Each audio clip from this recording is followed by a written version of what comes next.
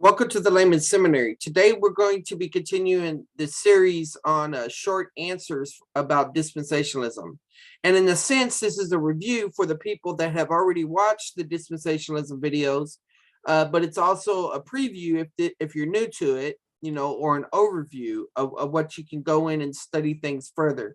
And that's important because I want to keep continuity with the people that were watching it before and that were interacting and giving their feedback. But also there's some new people that I've been interacting with, and they're doing the same thing. And as I explained throughout this process, it's inductive, it's always developing. So I hope you're blessed by it. Okay, so in the previous review video, I talked about this, but I'll go ahead and mention it here so that you can get an idea of some of the content that was mentioned in that video and how it was arrived at. God runs the earth, his household, by distinct arrangements throughout human history. This relates to the overarching purpose of glory, with salvation being one of his glorious activities. Salvation is not primary because it did not exist prior to the fall. But fellowship, worship, and service did exist in the Trinity, the angelic realm, and in the garden before the fall occurred. God's self-disclosure includes the cross related to his glory. So those are all issues involved. God is the glorious one that gets the glory for all his wise, just, perfect judgments upon nations and individuals in the past, the present, and the future. So you have this idea that God is glorious, but then you have the fact that he's revealing his gloriousness, and then you got the fact that people are seeing or acknowledging his gloriousness. So now, as I said before, the stuff that I've already done, I have in playlists. Like this is the bite-sized dispensationalism video. And actually what this is that it's pretty much the first two videos that we made broken down into bite-sized things according to the questions. And what I've been doing in this review is introducing those and answering the question just really briefly and telling you where you could go back and get it. So if you want, you can go to that playlist, but if you've already gone through that, I'll show you where you can go next. This is the larger dispensationalism playlist. This is not the bite-sized video, but you can get an idea. Like this first one, Dispensationalism 1, the big idea of God's plan. You can tell by the clothing that I'm wearing that in the previous review, how many of those questions came from that. And this right here, this sermon on the big idea of God's plan, I inserted this later on, but because it's such similarity to this content right here, where this is done through inductive dynamic questioning. This is more of the preaching. I don't get to preach a lot. I was a guest preacher in this particular situation. I teach all the time and train others and all that. But as far as preaching, so anyway, if you want to try that delivery. And then you'll also see what we're going to be diving into tonight is the one about the elements of the dispensation. But there are a few things that are mentioned in this video that I'm still going to touch on. Okay, and so beginning here, you see the clothing. What three things make you a dispensationalist? Okay, and the short answer for now is, because we're going to develop all this, we're going to examine it, we're going to critique it, and we're going to try to refine it, is the glory of God is the overarching theme of God's plan, literal interpretation, and we'll explain what that is in the future, and a clear and consistent distinction between Israel and the church. Now, when you hear that, you might be saying, oh, okay, I'm a dispensationalist. And that's fine for you to think. And then later on, as you keep listening to the series, you might say, no, I'm not a dispensationalist. Now I understand what you mean by that. And that's fine too. Not everybody's going to end up with the same conclusion, but I do want your input. I do want to your arguments, concerning those issues, so that when I present my case and whenever I examine the evidence, I do it in the most objective way possible with current scholarship, interaction, whatever that entails. Okay, so here's another question. Why do people blur Israel and the church? Part A. Well, the reason that I mentioned here is one reason is they think the overarching theme is salvation for God's plan rather than the glory of God. There's a lot of things that can be qualified about that. You can also say that sometimes they focus, you might believe this is shocking for me to say this, and we'll explain this later on in other videos. Sometimes it also relates to focusing on Jesus with your Jesus glasses on, but that's a whole nother issue.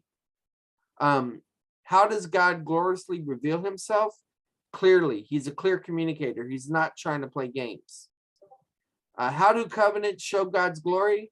Well, it basically shows that he's keeping his distinct promises to individuals and nations. And what if we differ on dispensations? That's fine, because it's not the number of dispensations that you hold to that makes you a dispensationalist. What is the first dispensation? Well, for now, we will say before the fall. We're going to examine that in future videos. Why are the 7 dispensations important? Well, basically it means because it's important so that we can recognize why or how that particular dispensationalist came to that conclusion. And because it helps with Bible studies. What are the elements of a dispensation? Well, the elements of a dispensation are the event, human responsibility, human test, human failure, divine judgment, and a display of divine grace. Now, divine grace is in brackets because it's really an attribute or an emphasis that is seen throughout the whole process. And it's sort of the reason why I think people overemphasize salvation when they're reading the Bible, because they see the grace, or sometimes they don't see it. But I'm speaking to those that do see the grace throughout the Bible. And so we need to understand that and unpack that, and we will as we continue. How was God gracious in the fall of humanity? And in general, he provided hope in many ways. He gave them a reason to live. He promised the Messiah. He promised them we're going to have children, and all of those types of things. So then I give a mini review, and notice you'll say 125. The reason it says 125, because the first video, the dispensation video, not the sermon video, corresponds to that, and it's the 25th segment of the bite-sized video. So that's how I plan to make it work. So you have a mini review there, and these mini reviews are helpful. We don't do them all the time, but they're helpful because as you're watching the videos, you can test how much you comprehend, how much you need to go back and examine, and all of that.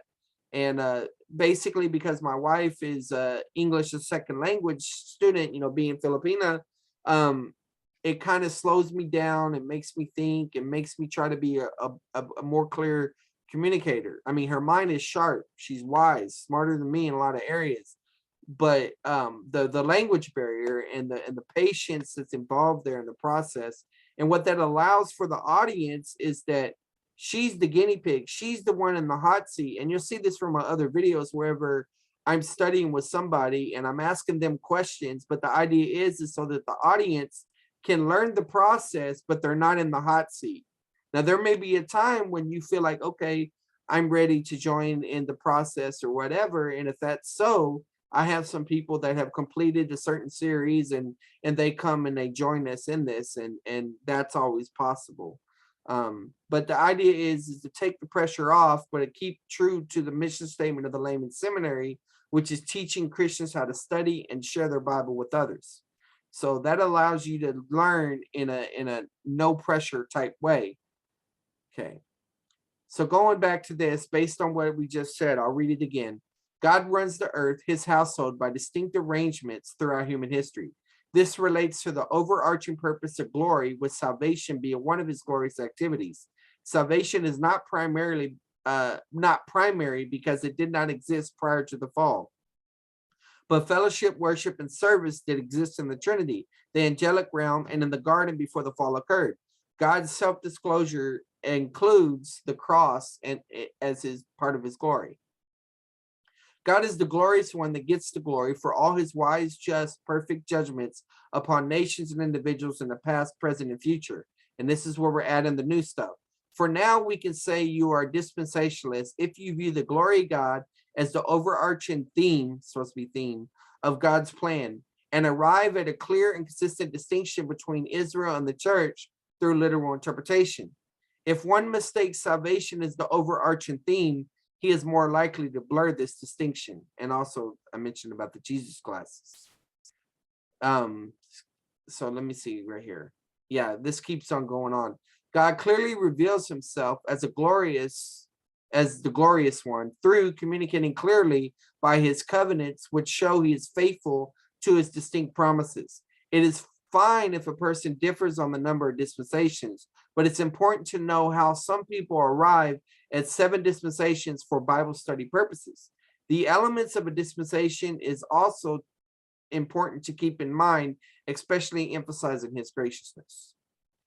Okay, so this is right here. This is from the second video, but the elements of dispensation. And you see that I have an internal review within it as well. And then this is what is the big idea of God's plan? There's the title. And there's the question that is asked. And the answer, the glory of God, he reveals himself. And you have a timestamp there so you can go back and you can study it out. And what I hope people would do if they haven't watched them already is to try to answer the questions along with my wife. Now, my wife is not the only one in these videos. You will see other people. My best friend joins, people that I've been teaching over the years, seminary students that are now pastors, various people, various resources. And what you'll see is things get more refined as they go. I started out asking questions and answers because I wanted to show the inductive nature and the practicality, how do you say that? The practicalness, if you will, of of studying this way, the asking the questions and what it does. It unlocks certain things. It links certain things in our mind that we have never considered, helps us connect the dots, if we will. Okay. Now, this chart may be an overgeneralization or this diagram, but this explains kind of like some of the stuff that we've talked about in the review, a distinction between how I didn't use the word covenant theology in the videos and dispensational theology. But when I was talking about you making a choice between whether the overarching theme is God's glory or the overarching theme is salvation, that's what I was referring to. So, and that's fine. I mean, basically, when you study scripture, we all have a pre-understanding. We all have a point to begin. And if you say, okay, the overarching theme is salvation, then go with that. But adjust what your assumption based on what you see in the scripture. And the same thing with the glory of God thing. And we're going to be critiquing and evaluating this approach throughout this series. So I just don't want y'all to think, oh, well, he's overgeneralization, he's being reductionistic, he's stereotyping and all that. No, I'm just trying to oversimplify things right now so that as we're going narrowing down, drilling down, and we're going to get the things more nuanced. Okay. What ideas existed before salvation was introduced? There's that question. The answer is basically fellowship, worship, and service. What is a dispensation? And we go into that. And the answer that's here is picture God ruling earth like a household. What is the first dispensation? We're going to say for now that it's innocence. How was God gracious in that dispensation? He gave them hope, right? We talked about that in many ways. The promise of the Messiah, I already mentioned all that. What are the elements of a dispensation? There they are right there again. What begins and ends a dispensation? Human responsibility and judgment as a new rule of life. What is a covenant? For now, we're going to say contract, and people may be shocked about that because they have a certain idea about what a contract is in their mind. And we're going to qualify that and clarify all that later on. But I just wanted to be aware of that idea. Is salvation the same in every dispensation? Yes, and we will explain what we mean by that. And some of these questions after that kind of tied to that. What has been the same about salvation in every dispensation? Okay, so we're going to be focusing on the continuity thing. And then what was the content of salvation after the fall? So this is where we start dealing with those issues. Okay, how long was it before Adam and Eve fell? We asked that question. You know, some of this is imaginative reading and thinking about the implications of things, and you know, this is an observational step. So I mean, just listen to what we say, and evaluate it, or you think about it in the process as well. Um, it's just helpful. Did Adam and Eve fall on the first day of their life? We're talking about that. We focus on that for about 5 minutes, thinking about those implications. And you got to understand, when I'm asking these questions, I'm asking them through a natural flow and a dynamic. I didn't have a list of questions written down in my head. Of course, I've taught this over years in small groups and informal settings and stuff. And so I probably have a process in my head that I haven't put uh, into this format until this time. Is what Adam and Eve's first fight sound like. So this is us putting ourselves in the perspective of Adam and Eve, and the implications of that. What is the serpent's aim? So right here, we're talking about what Satan's trying to do. And so this relates to the idea of perverting the gospel, things like that. So here it is. There's the playlist for dispensationalism. And the very first video, you can tell by the clothing, as I mentioned, that's all from what's the idea of God's plan. And then here's the sermon video of the similar content, if you prefer that. Then right here, the elements of a dispensation is the one that we pretty much broke down in this video. And so we're asking the question again, what about the definition of a dispensation? But also we're asking, because somebody made an observation on our video and said, I really like how you do the Socratic method. And then, the issue is when you bring up Socrates, you're like, wait a minute, is that biblical? I mean, he's a Greek philosopher. And so you could call this the Jesus method, because basically what it is it's questioning answers and answering questions. And humanity does this naturally because we're made in the image of God. It's an implication of that. So there it is. So the thing to understand is, you're looking at this series, it starts out as an introduction, and it's going to go deeper than that. But basically what we're doing in it is, it's an introduction to the dispensations, and then giving simple answers first and building as we go. So just basically stick around, and I believe that you will be challenged. So here we're interacting in the video, and we're dealing with the particular passages that relate to the word dispensation. Ephesians 1:10, this is in the King James, where it uses the word. Here I'm relating to my wife, trying to make sure that she understands this concept. This is in Hong Kong. Whenever I was there, I saw the word dispensary, and it's used for a drug pharmacy or a place to sell things where things are dispensed. And so I'm going from her frame of reference to the Bible. And I go from the English to the original languages here, because not everybody studies the original languages. And so that's the approach we're going right here. Going through, talking about, what it is in the English, how, these definitions that are being used here. You can pause it and look at those if you want. And some of these have to be qualified, which we did in the video. Just don't think because this is how the English dictionary explains this stuff means that this is exactly what we believe. No, it's just a snapshot into what is the main idea that people perceive about dispensationalism concerning how the word is being used. Actually, the word dispensation rather than dispensation, but it's actually dispensationalism here. So it's kind of giving a thought about that. So here we are going from the original Middle English to French, the Latin.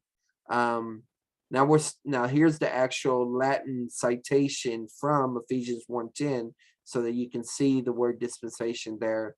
Here's the Greek, where we start bringing it in from the BDAG, the primary lexicon you use in studies.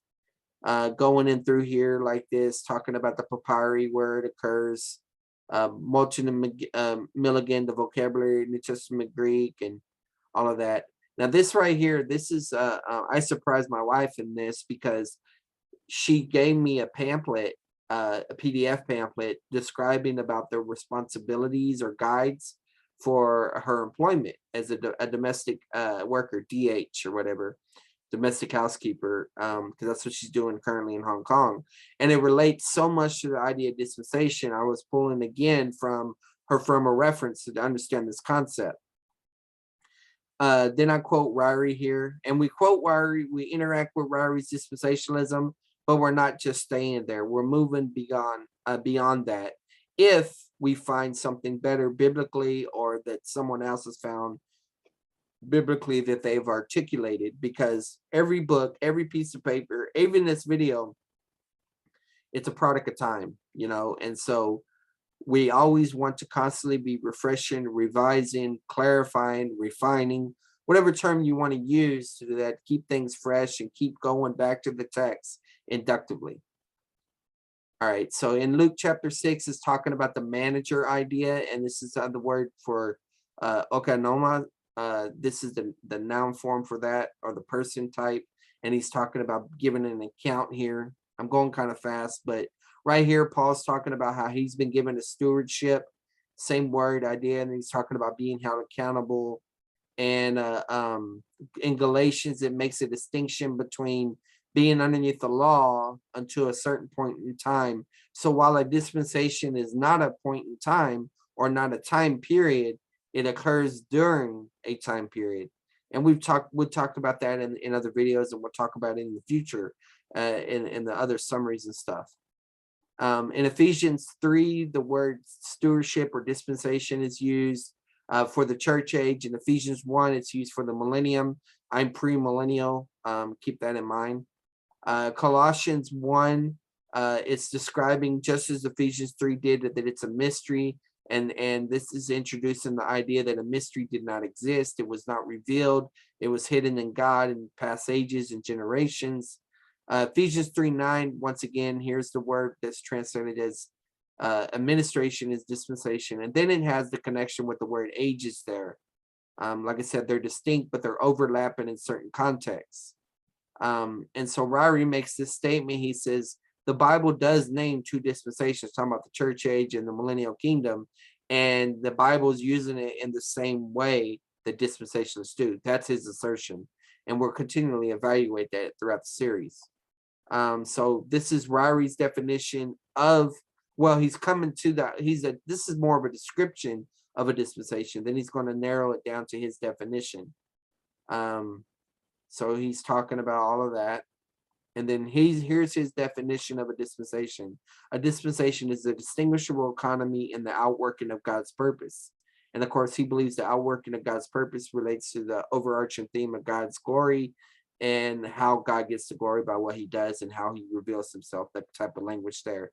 It's a distinguishable economy because you can distinguish when things have changed, when the house rule, the house law, the arrangement changes. And there's debates about where that occurs and not. But as I said before, the number of dispensations you see or don't see does not what determines whether you're dispensationalist or not. So going back, here we are into the question stuff, and you can see the timestamp. And so this is an eternal review, not an eternal review. That's for later on in the future when we get glorified bodies. But this is an internal review. And so there it is. The glory of God, he reveals himself. Back to the chart scheme. What ideas existed before salvation was introduced? Fellowship, service, and worship. What is the first dispensation? Again, we're dealing with this. And see, what you're seeing from this is that we're going over this information again in these videos because my wife only gets one day off to fully focus on studying, and that's her Sunday, which is my Saturday night. So I would meet her once a week. And now she would listen to things throughout the week and she would process things. But it's kind of interesting because when I was first exposed to dispensationalism, when I was studying it inductively, the guy that was teaching it was primarily, we would study it once a week. Now, I was learning tons of other things during that time, but whenever I was being challenged about how it all related to this topic, that usually happened on a weekend. And it sort of feels like when I would leave the table from studying in person with this person and in the group, I felt drained. I felt like I don't understand anything. I felt like it didn't click. And it's sort of like how you feel after you work out. You feel tired, exhausted, but then, you find out that it benefits you over, because what would happen is I would go home and sleep. And whenever I went slept, I would wake up and then something would come up and things just started clicking. The stuff that would come out of my mouth, the way I would explain things in the midst of ministry would show, okay, I'm getting this, I got this. So I think it's interesting that in this layman's seminary approach, that my wife is kind of following a similar pattern, even though it's in a different context than what I experienced it at.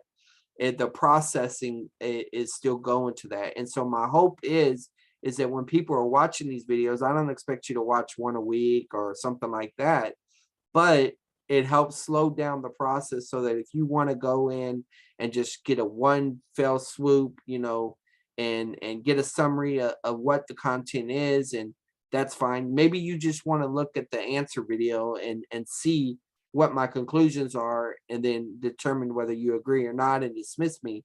I would encourage you to go back, and if you disagree, go back in and listen to why we said what we said, and perhaps we will qualify it later on. And of course, if you tell me where you disagree, then I can make future content addressing that if possible. You may convince me, by showing me what's in the text. I have no problem with that. I have no allegiance to a particular system.